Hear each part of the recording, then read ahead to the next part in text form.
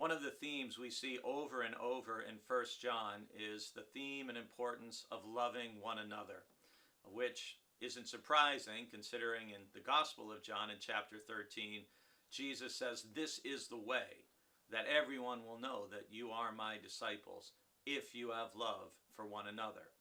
So in chapter 2 in verses 7 through 11, John makes it clear, I'm not teaching you some new commandment. It's the old commandment. You've heard it from the beginning.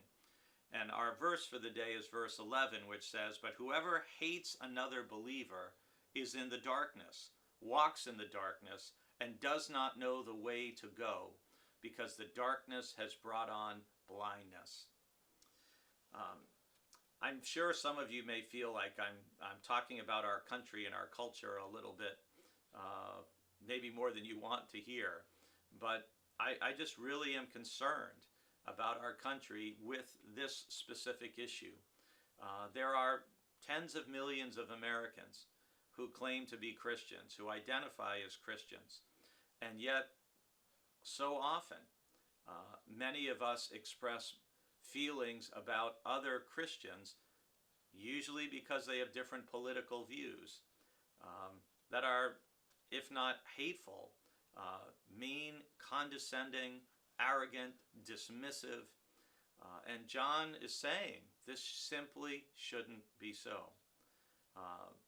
Now, sometimes people dismiss these other people by even saying, well, they're not truly believers because they don't have the same political or social views that I have.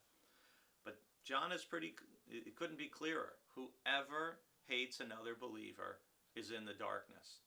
So we have to be really careful that even in disagreeing with one another, that we listen to other people, that we seek to understand where they're coming from, why they feel the way they do, why do they feel a particular stance or issue is important.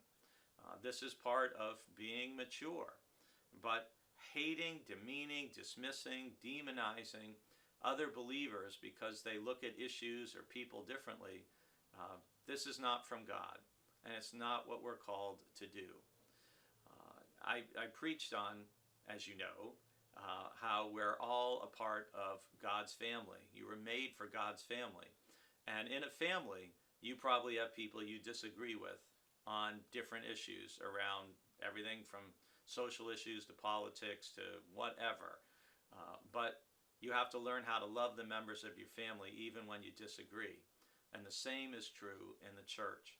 So if you find yourself having really strongly negative feelings about other believers or other groups of believers, it's really important to sit down and ask the Holy Spirit to help you take an inventory.